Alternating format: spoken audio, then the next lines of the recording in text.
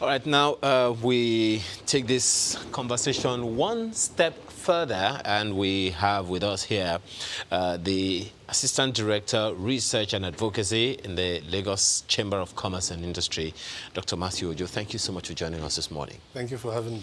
So, ECOWAS has brought out their own plan to take this further. Open the borders they are asking for, but then before that, they want to take all the facts on board. If you had the opportunity of speaking with the chairman of the committee, what would you be saying to him? Well, it's very important also, and one would say is a right step in the right direction.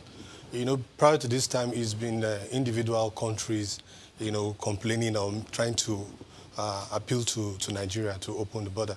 Now, with the ECOWAS taking it as a major issue, one will be very certain that they will analyze the pros and cons, look at what our complaints are as a nation, and steps to be taken to address our concern concerning what is coming through our borders. And that also provides an opportunity for steps to be taken so that we don't go back to where we've always been.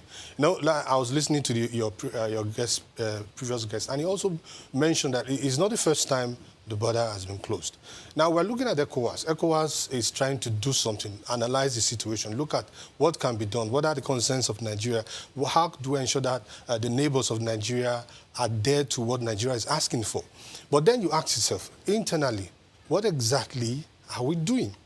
It's not about just ECOWAS looking at what can be done.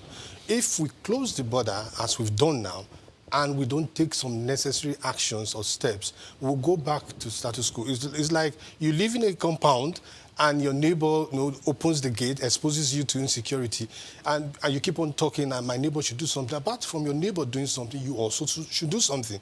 Have we taken a proper or a comprehensive review of our border processes or our border operations?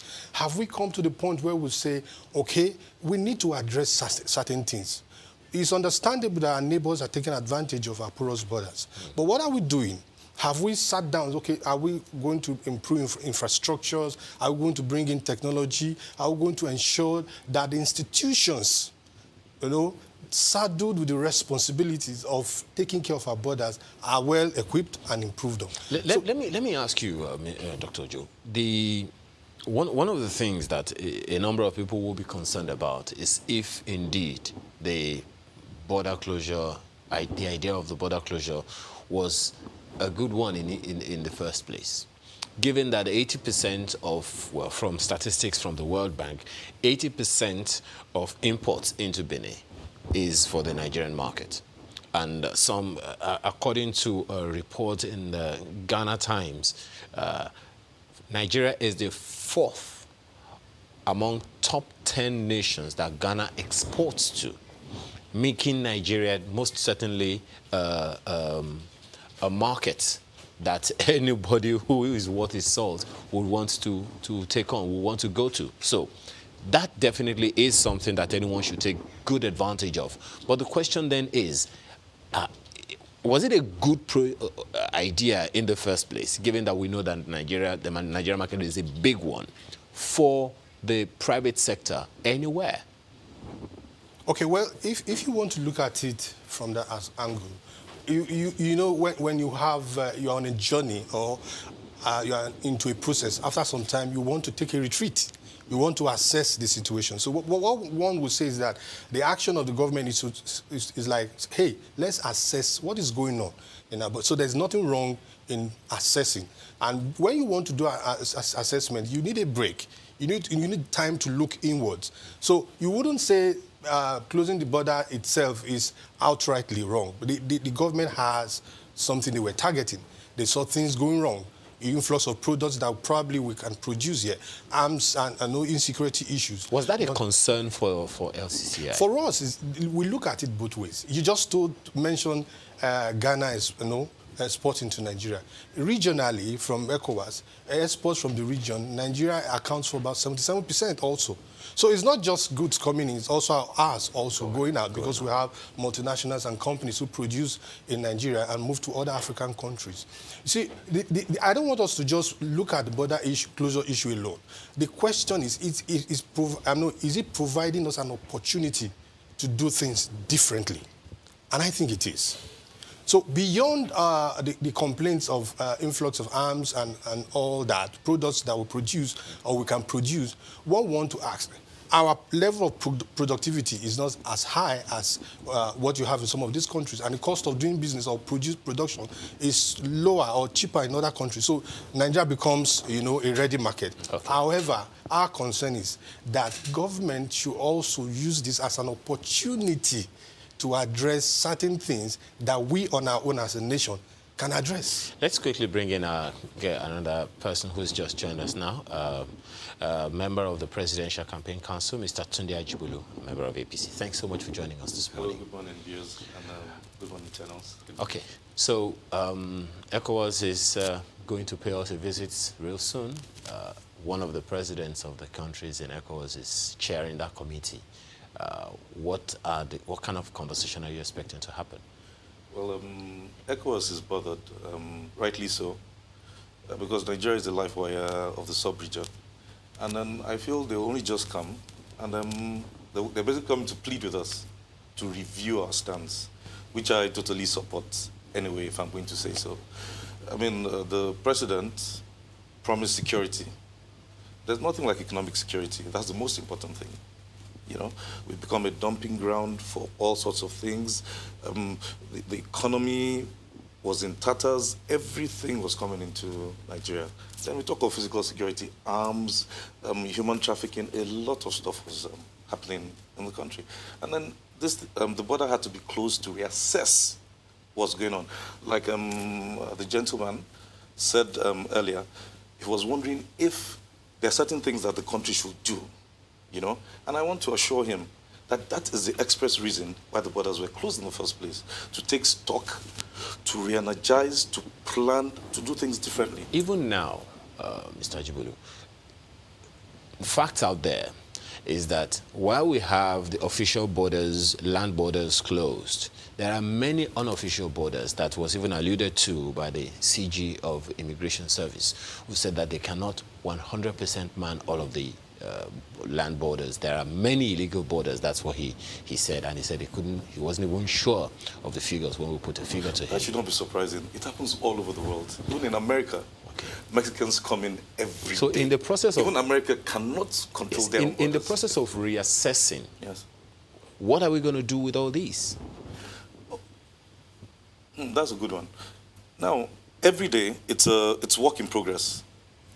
You said the CG said they can't control everywhere. They have an idea of the spots, of the most used routes, as I might put it, and then they'll put certain things in place there to check it. Just like in America now, the Americans, they know where the drugs are coming in from, they know where the immigrants are coming in from, and they're doing their very best, and they're still not successful because immigrants still enter America, which is meant to be the most savvy country technologically in the world. They still enter every day. So it's not, it can't be a hurrah for us. It has to be continuous work in progress to limit these things and guard our borders successfully. Perhaps something, sorry, perhaps something that should also concern the government, of your party, is the fact that there needs to be a buying of the people. I don't know if that is in existence, because with a widened, poverty rate, anyone in any of the border communities would almost be willing to do anything just to get by.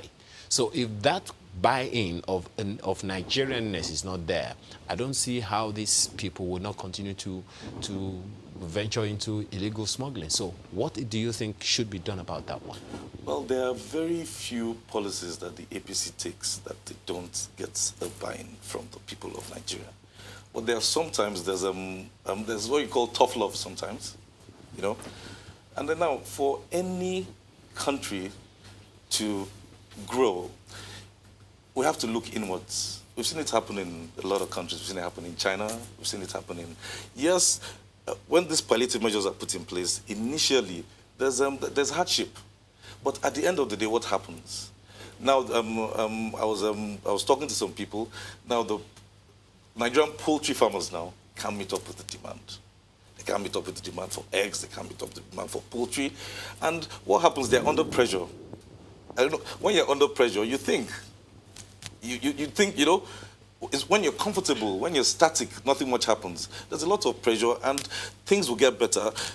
Poultries will expand. They're going to employ more people, and then we'll start to see some results of this. They say numbers don't lie, and I'd like for us to approach this maybe scientifically. I mean, we've made a decision.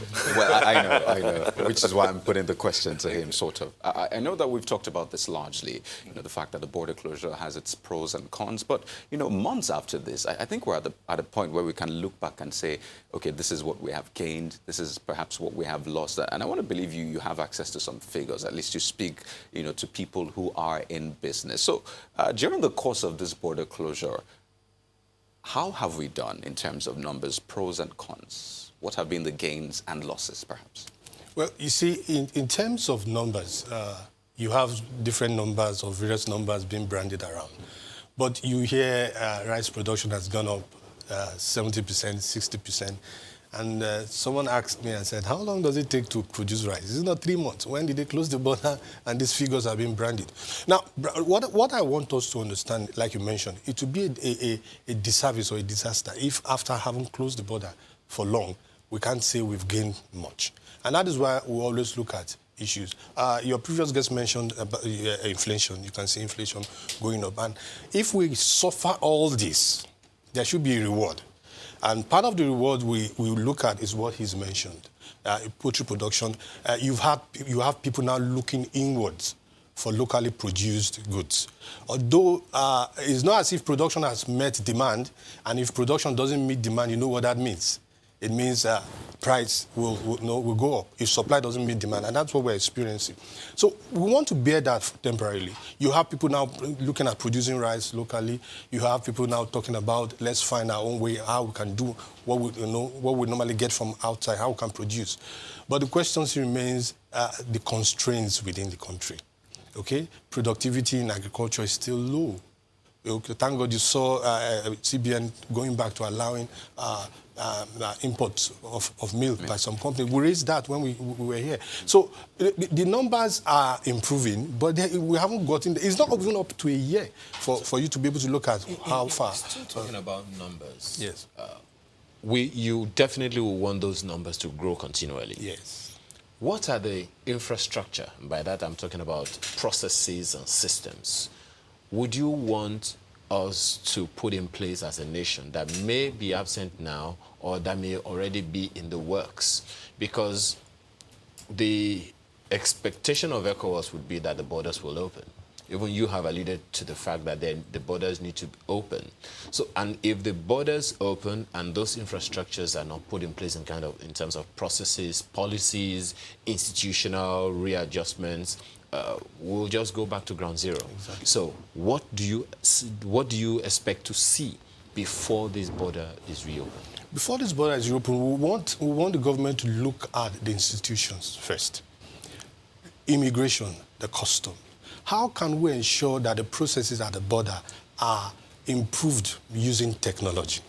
How many of our borders have the required technology, okay, to make operations smooth? You see, if that is not done, those porous areas that are left open now, how can we ensure that we have something done to address those areas? We cannot address all the porous, sites or areas in Nigeria, but at least the major ones. Are we having anything being done now? Is there any process one can make, we can point out to say, okay, they're already putting in place the scanners at the borders, land borders. We already have technology being deployed. The immigration officers, the custom officers are being retrained. That's one. Number two, infrastructures. Okay, like Mr. Paul mentioned, I spent over an hour between just Berger and here. So you can man That's not going to happen all the time. It's just because of the repairs. No, I'm going to tell you, just to put that out infrastructures is going to it affects businesses. It affects the cost of doing business. It affects the timeliness of having your supplies brought when you need them and then you be able to produce. All these have to be put in place. Okay. Now, it might take time, But at least you will see that government is doing something. So what we are saying is that this provides an opportunity for internal reassessment. If the noise is just about the outside alone, we might lose that opportunity to correct ourselves. Right, some have called this the Nigeria first kind of policy, just like the America first. Yes, we're not building a wall. We don't have the finances for that. But, speaking of what government needs to do, now this has come in play, and we see that government is taking a stand saying, for the neighbors, ensure that you adhere to, some of the rules, protocol. You can't just keep dumping things in our country. That's on one hand. There's a security perspective also. There's the economy, ensuring that we look inwards, build capacity. But what people would ask is, so now the border closure is in place. What buffers the government put in place such that, yes, the border closure is there, but then people should not feel it as much? And in terms of policy, what are some of these buffers which you think government has put in place that is making this, or should make this, easier on the people? Well, I believe the CBN has been largely instrumental in this. They've given a lot of palliatives for farmers, to farmers in Nigeria.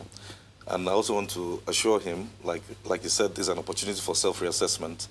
And expressly, that is what is happening now. There's a lot of self-reassessment going on, how to get to the next step and the next level. And then, as the CBN basically drives our economy, and they've been focusing a lot on agriculture. Like he said earlier, recently now, like you said, why should people feel it that much? They just allowed some people to start, 6 companies, if I'm right, to start to import milk powder. When I saw it, I was even surprised. I didn't really support it because, why? I'll tell you. In 1984, we had this problem, and certain things started happening. Milk was scarce. A lot of things were scarce. They were called essential commodities at the time. Now, what happened in my house? We started drinking soya milk, which they say is more nutritious than powdered milk. They will boil it, they will skim it, they will put some sugar, and voila, you have milk. Those are the kind of things I was thinking we'll get to. But because, I don't know, maybe this generation is not as tougher, not as tough as the past generations, they decided to, okay, this is going to affect, okay, let them bring some milk in. Okay. So little things like that are being done by the government. Perhaps the same toughness is what the people in Borno are going through now. I would like you to just react to something, a conversation we had earlier before you came in. The president has made a promise again that all the children who have been abducted would be released. But we spoke with the parents in Chibok, and we spoke with a humanitarian worker there. As far as they are concerned, it's all politics and rhetorics. Not so much action is going on. Okay, I'll tell you. First, when I heard that statement as well, I was very, very excited.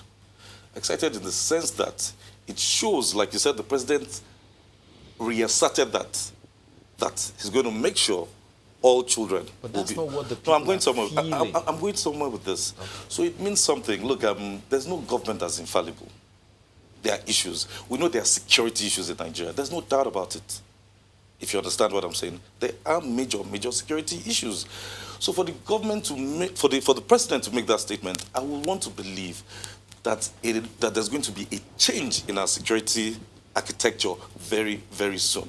Because everybody is clamoring for a change in our security architecture. And I also joined the Senate President, the Speaker, the religious leaders, the traditional leaders to say it's about time the security chiefs are changed. They've been around for a while. When they came in, there was so much impetus. We saw the vigor. But now, it's like they've steamed out.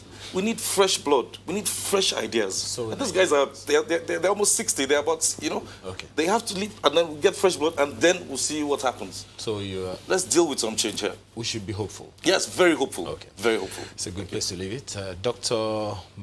Matthew Ojo is Assistant Director of Research and Advocacy at LCCI. Thank you so much for your time. Thank you. As well as Tunde Ajibolo, who is a member of Presidential Campaign Council.